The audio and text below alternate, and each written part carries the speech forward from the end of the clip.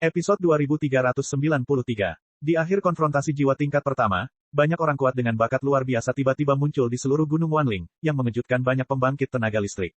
Di antara pembangkit tenaga listrik ini, sekitar 100 alkemis memasuki tes kedua bersama-sama, tetapi masih ada 10 hari sebelum tes kedua dimulai.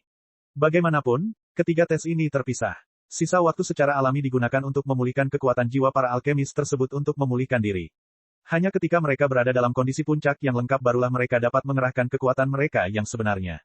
Bagi orang awam, 10 hari hanyalah menjentikkan jari, namun bagi banyak apoteker yang sudah melaju ke babak pertama dan memasuki level kedua, waktu tersebut cocok untuk menjadi waktu yang berharga di mana setiap detiknya berarti. Jika Anda dapat meningkatkan kekuatan dan teknologi Anda selama periode ini, Anda akan semakin yakin untuk memenangkan kejuaraan. Pada saat ini, di seluruh pegunungan Wanling, satu demi satu bangunan kuno muncul begitu saja.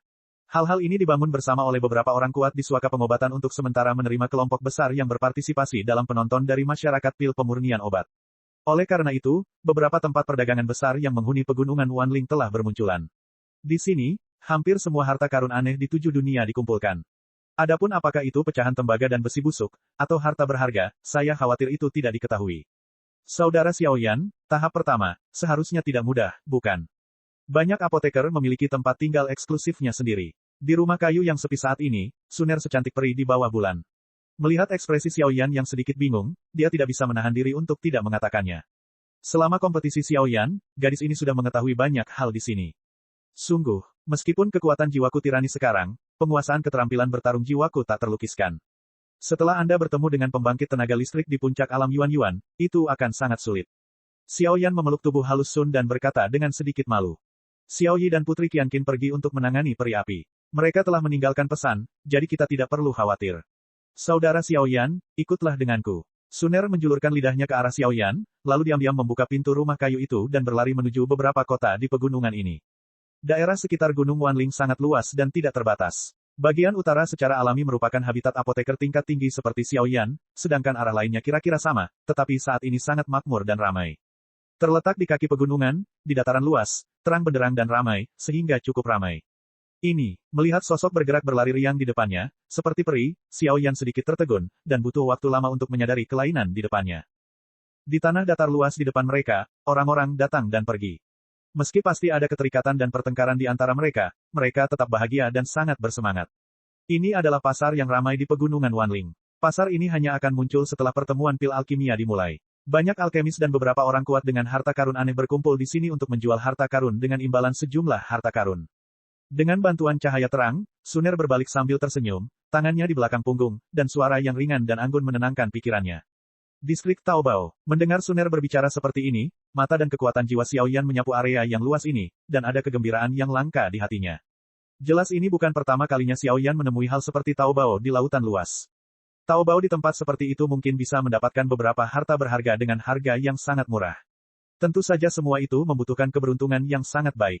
Lagi pula, banyak orang kuat yang mendirikan kiosnya di sini semuanya adalah rubah tua yang licik dan licik. Mereka pasti telah melalui banyak investigasi untuk menjual harta karun. Dapat dikatakan tanpa ragu bahwa tidak hanya dibutuhkan keberuntungan, tetapi juga keberanian untuk memimpin Taobao di kawasan Taobao tersebut. Kamu gadis, kamu benar-benar punya kabar baik. Ayo masuk, masuk dan lihat. Kuharap kamu bisa mendapatkan sesuatu. Begitu kata-kata itu keluar, keduanya melangkah ke kota yang ramai sambil bergandengan tangan. Baru saja melangkah ke area yang disebut Taobao, dikelilingi oleh serangkaian harta karun yang menarik perhatian, bahan obat dan tanaman obat bermunculan satu demi satu, bahkan Xiaoyan mau tidak mau menamparkan lidahnya secara diam-diam. Namun yang paling mengejutkan Xiaoyan adalah para pengusaha yang mendirikan kiosnya di sini. Ada ratusan stand, namun pemilik stand tidak berteriak keras, hanya duduk dengan mata tertutup, dan orang-orang yang datang dan pergi sembarangan berhenti dan menonton tanpa bergerak. Perasaan seperti itu, seolah-olah mereka tidak takut harta yang mereka jual dirampok. Lagi pula, orang-orang yang bisa mendirikan stand di sini, entah itu kekuasaan atau prestise, mungkin adalah orang-orang terbaik di dunia. Seluruh area Taobao meluas ke segala arah, membentuk-bentuk bidang yang kompleks. Xiaoyan dan keduanya terus berkeliaran di sepanjang jalan, tetapi mereka tidak menemukan harta berharga. Tentunya Taobao jenis ini juga membutuhkan keberuntungan. Kamu, aku membeli barang ini dulu, kamu menindas yang lemah. Tepat ketika mereka berdua sedikit kecewa dan hendak pergi dari sini dan kembali ke area akomodasi, sebuah suara lembut terdengar tidak jauh dari sana. Gadis kecil ini, bukankah pria yang menggangguku untuk membeli manisan Hao, sepertinya bernama Yueki. Xiaoyan memutar matanya dan langsung mengenali sumber suaranya.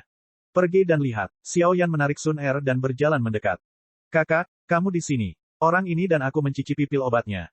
Ramuan ini jelas yang pertama kali kubeli. Dan pemilik kios yang terobsesi dengan uang ini sama sekali tidak mematuhi aturan perdagangan di sini.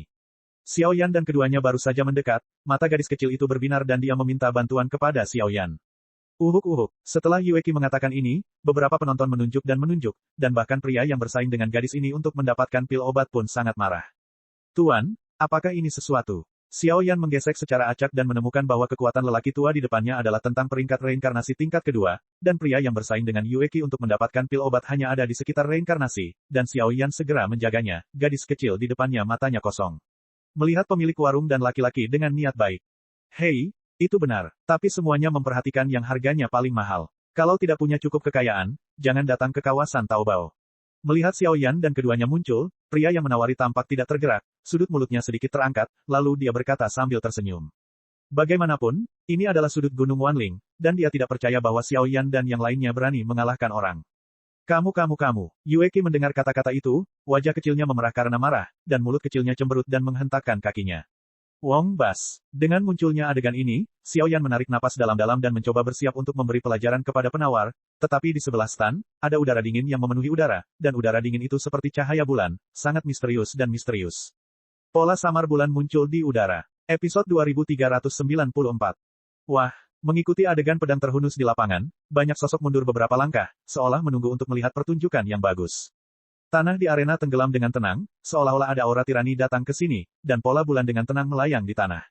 Rasa dingin menyebar dari udara. Kakak senior, orang ini menggangguku. Mata kecil Yueki berkedip cepat, melihat sedotan penyelamat nyawa yang menyembur keluar bersama bayangan bulan. Lelaki kecil itu bergegas mendekat dan memeluk wanita yang diselimuti jubah perak cahaya bulan, penampilan centil yang pahit. Puff! Begitu wanita berjubah bulan muncul, dia mengangkat tangannya tanpa sadar, dan kemudian busur cahaya berbentuk bulan melonjak, dengan mudah menjatuhkan pria penawar yang mencibir itu. Semua ini hanyalah kilat dan batu api, sehingga orang yang menawar tidak punya waktu untuk bereaksi sama sekali, dan seluruh orang itu terjatuh ke tanah dengan cara yang sangat malu. Kamu, beraninya kamu memukulku. Apakah kamu tahu siapa aku? Aku akan membuatmu menyesal dengan memukul seseorang di lokasi kompetisi klub pil alkimia. Tanda merek merah menyala muncul di wajah penawar, dan kemudian meraung dengan marah. Senior, semuanya harus dibagi menjadi siapa cepat dia dapat. Wanita berjubah perak mengulurkan tangannya untuk melindungi bulan berikutnya dengan lembut, dan kemudian berkata dengan nada menegur, mengabaikan pria yang menawari dari awal sampai akhir. Orang ini, apa yang terjadi? Orang yang menawar adalah Kexing yang lebih tua dari negara adidaya, seorang apoteker dengan peringkat ke-7 penuh, dan ada pembangkit tenaga listrik peringkat 3 reinkarnasi di faksi itu. Kedua wanita ini mungkin mendapat masalah yang tidak perlu. Para penonton menghela nafas pelan, tapi mereka secara otomatis mengabaikan Xiao Yan dan mereka berdua. Orang ini, berasal dari Istana Dewa Bulan. Sun Er dan Xiao Yan saling berpandangan karena mereka bisa mencium gelombang yang sangat berbahaya dari wanita berjubah bulan. Hei, ini memang kelalaian. Pil obat ini bisa dianggap sebagai permintaan maaf untuk orang tua ini. Orang tua itu jelas tidak terlalu menarik, dan dia langsung menjadi sopan ketika melihat beberapa detail pria ini. Mengenakan jubah bulan dan memiliki pola bulan, saya khawatir seluruh dunia abadi hanya milik Istana Dewa Bulan.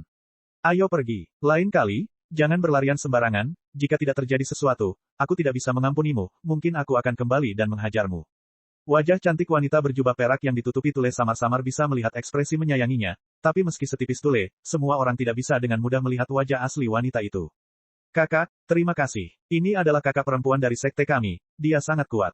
Setelah melakukan semua ini, gadis kecil Yueki berlari ke arah Xiao Yan dan berbisik. Oh, mendengar apa yang dikatakan gadis kecil Yueki, Xiao Yan tidak bisa menahan diri untuk tidak meliriknya lagi. Tampaknya sosok ini agak mirip dengan sosok di Danau Surgawi di negeri ajaib Yaochi.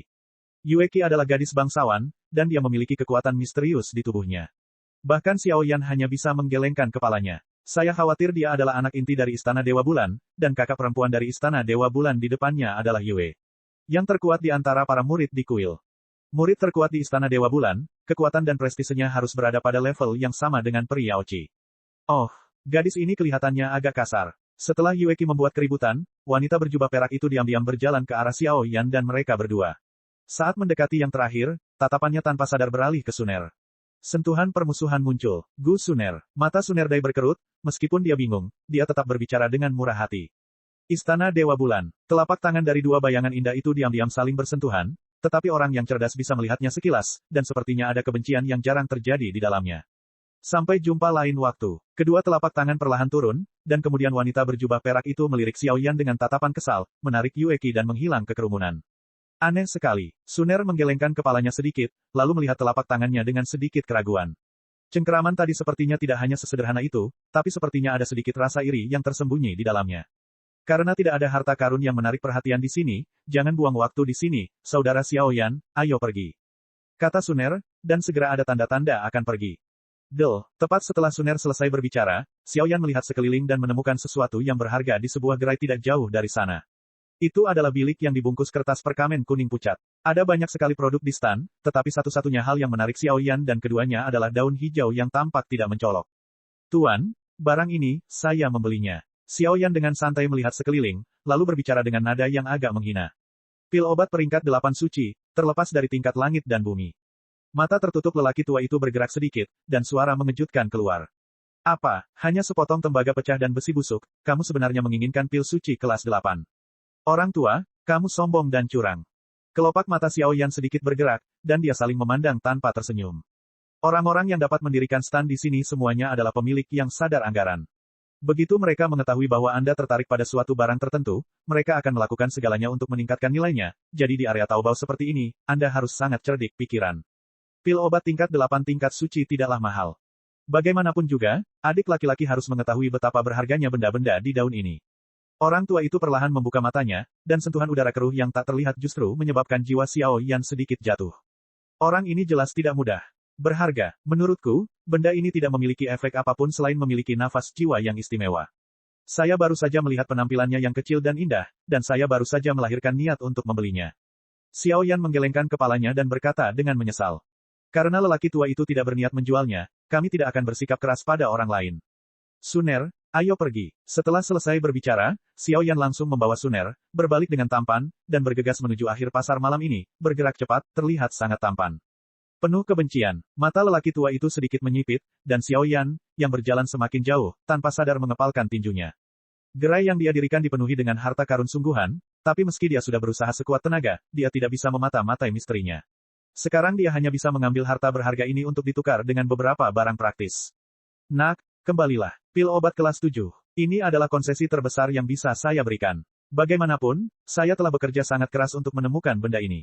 Jika bukan karena saya yang tidak bisa memecahkan misteri itu, saya pasti tidak akan melelangnya. Orang tua itu berbicara dengan ringan dan menghentikan Xiaoyan. Itu terlalu mahal, Xiaoyan tidak berniat melihat ke belakang, dia masih melangkah maju, dan dalam beberapa langkah, dia akan meninggalkan tempat ini sepenuhnya.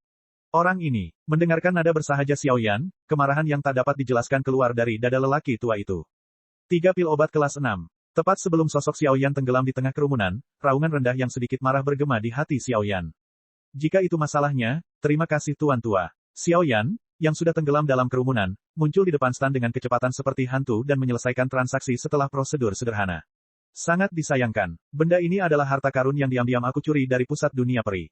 Jika bukan karena aku yang tidak bisa memata-matai misterinya, bagaimana mungkin benda itu bisa jatuh ke titik ini? Suara samar terdengar, dan ketenangan kembali pulih di sini.